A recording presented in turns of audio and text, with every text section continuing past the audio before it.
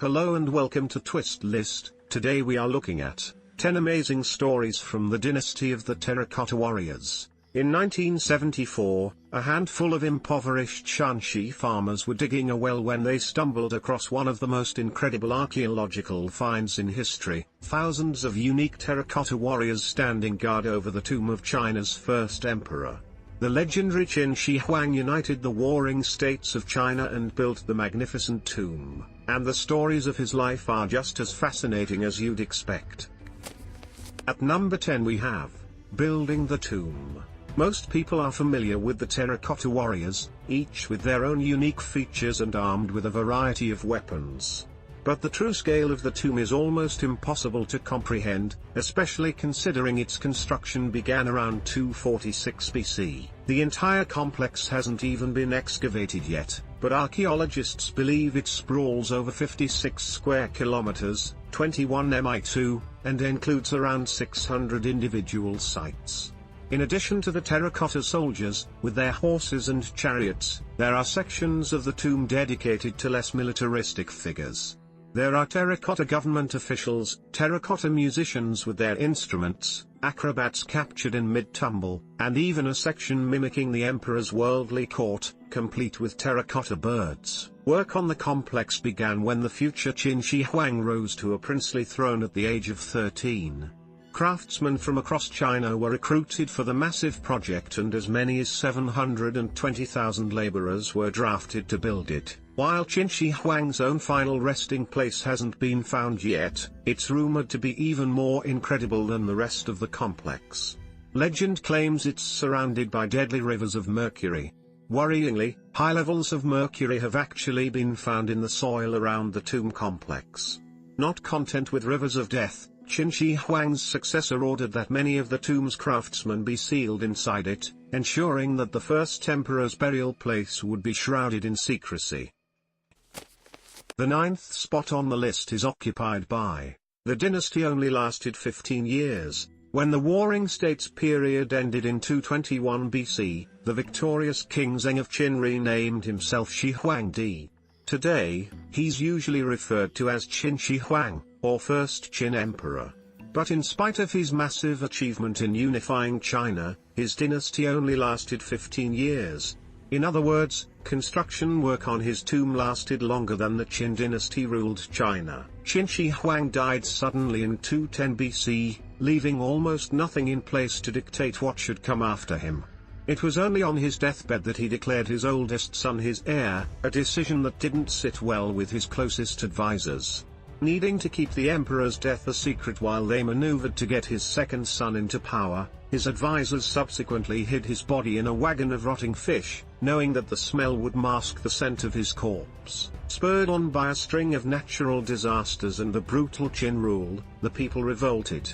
Civil war ensued, and it wasn't until 202 BC that the Han dynasty would be established and life truly went on. Ironically, during his short reign Qin Shi Huang had dubbed his dynasty the Empire of 1,000 Generations. Number 8 on our list is rumors of illegitimacy. According to the official story, the man who would become Qin Shi Huang was the son of King Xuanshang and a concubine known as the Lady Zhao. After the death of the king, Lady Zhao took another lover, giving Qin Shi Huang the headache of two half-siblings. To make sure that neither ever challenged him, he had them both killed. For good measure, he also killed his mother's lover and had his mother arrested. Otherwise, not much is known about his early life or family, which may have helped the claims that he was actually illegitimate. Although the story is now considered doubtful, it comes from one of the definitive works of Chinese history, the Records of the Historian by Sima Qian. The author had inherited the position of court historian, choosing castration rather than death after angering a subsequent emperor. After his castration, Sima Qian went on to complete his work, including the story of Qin Shi Huang's true birth. Qin Shi Huang's father, according to the story, was actually a man named Lu Buai, who would go on to be one of his advisors. A wealthy merchant, one of Lu Buai's concubines had caught the eye of the king. Naturally, the merchant gave up the concubine, but she was already pregnant at the time. Lu Buai knew this, taking solace in the fact that his son would one day inherit the kingdom. At number 7 we have Mount Taishan, a UNESCO World Heritage Site. Mount Taishan is one of the most culturally important places in China. The majestic mountain has been a sacred site since Neolithic times, and it was in part because of Qin Shi Huang that it continued to be so even after the unification of China. Even today, the ruins of a massive rock wall can still be seen on the mountain, the last remnant of fortifications built by the state of Qin. After his victory, Qin Shi Huang himself scaled the mountain in order to pay homage for his victory. His pilgrimage began the practice of emperors climbing the mountain after coming to power, firmly establishing it as the cultural center of China.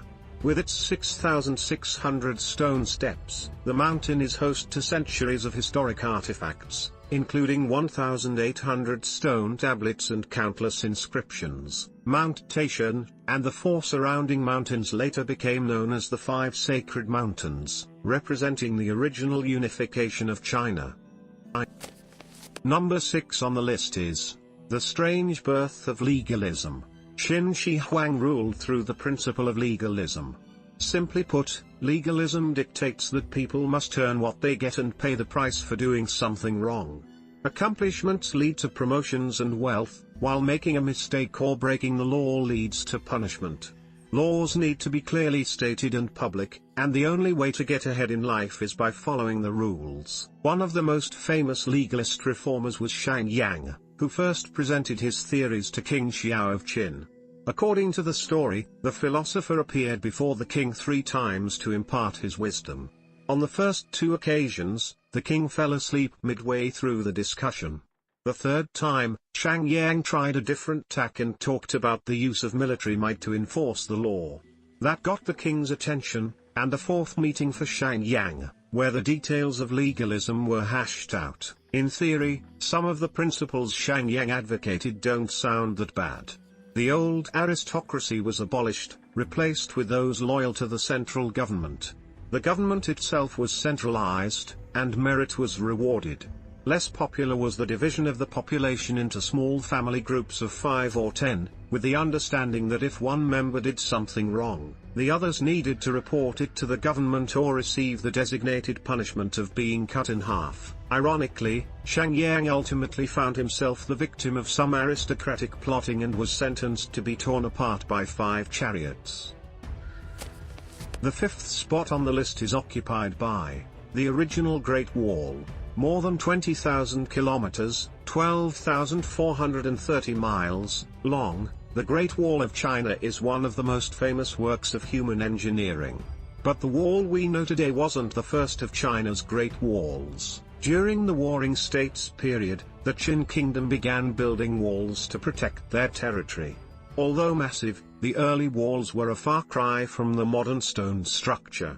Instead, their builders used a method called earth ramming. Soil was hauled to the building site, mixed with a binding agent, and then tightly packed. Once the soil dried, it formed the earliest iteration of the Great Wall of China. In some places, the wall was up to 4.5 meters, 15 feet, tall, making it an incredibly formidable obstacle for the time. Much like the later wall, the earth-rammed structure followed some pretty inhospitable terrain, meaning that any troops marching against the Qin would have to scale mountains and ridges as well as contending with the wall.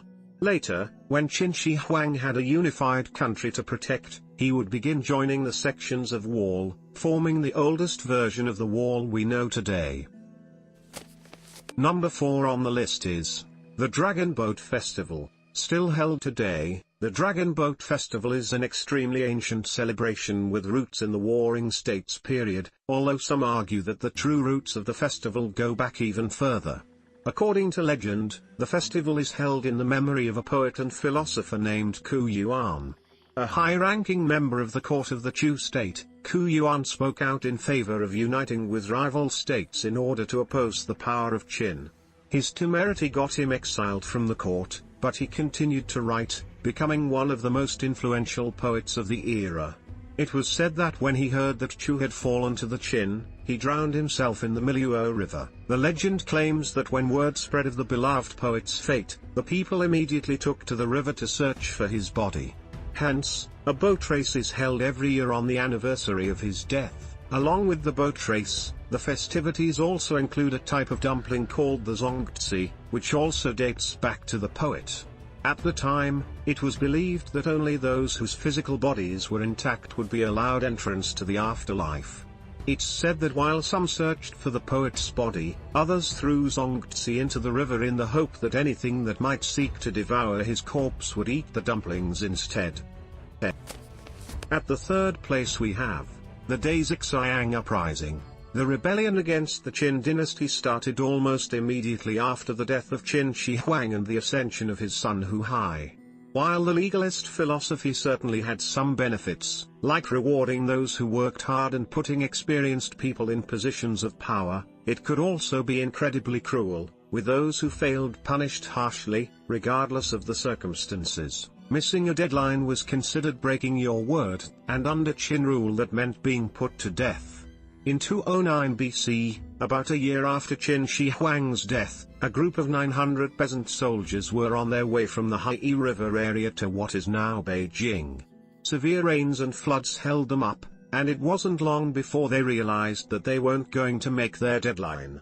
Knowing that they faced certain execution, the peasants killed their officers and declared their own kingdom. Two men, Chen Sheng and Wu Gang, took charge, sending their peasant army up against the mighty Qin forces. Naturally, they were soundly defeated and eventually murdered by their own forces. But other rebellions soon broke out, and the short-lived uprising marked the beginning of the end for the Qin dynasty. At the second spot is the burning of books and burying of scholars. Aside from his incredible tomb, Qin Shi Huang is perhaps most famous for his burning of religious and historical texts and his order to bury alive 460 Confucian scholars. In 1958, Mao Zedong even referenced the notorious act, stating, "People always condemn Emperor Qin Shi Huang for burning books and burying alive Confucian scholars, and list these as his greatest crimes. I think, however, he killed too few Confucians." According to the story, Qin Shi Huang ordered that every work of pre-Qin dynasty history be turned over to the authorities for destruction. It's usually painted as a massive inquisition that resulted in the loss of pretty much all historical and cultural works predating the period. That's probably something of an exaggeration, but there is some evidence that Qin Shi Huang ordered books to be burned to prevent scholars speaking of the past in order to criticize the present. However, the burying of the scholars doesn't appear in the historical record until hundreds of years later. Furthermore, it was recorded by Confucians, who had every reason to paint the legalist dynasty in a negative light. For this reason, the event is now viewed skeptically by historians, although it's impossible to disprove entirely. And finally, at number 1, the warriors might have been real people. The thousands of terracotta warriors that have been excavated are all incredibly unique. They have different facial features, distinct details on their armor, and a variety of weapons. For a long time, it was thought that they were simply mass-produced in pieces, something that's easy enough to do with terracotta. A handful of craftsmen would have been responsible for eyebrows, while another group would have been responsible for hats, and another group would have assembled all the individual pieces. That would have been impressive enough on its own. But new research suggests that the statues were actually based on real people. The breakthrough came when University College London researchers realized that, much like our fingerprints, our ears are unique to us. So they looked at the construction of the auricular ridges on each statue, and they're all different. The implications are staggering. As if the massive production line needed to complete the army wasn't enough, it now appears that every statue was based on a real soldier alive at the time of Qin Shi Huang. So far, the researchers have only compared a relatively small number of ears, but the findings definitely warrant further study. If the ears continue to be unique, we might find we're looking at the real features of an army that lived, breathed, and fought more than 2,000 years ago. Thanks for watching. If you enjoyed this video and would like to see more, then please hit the subscribe button.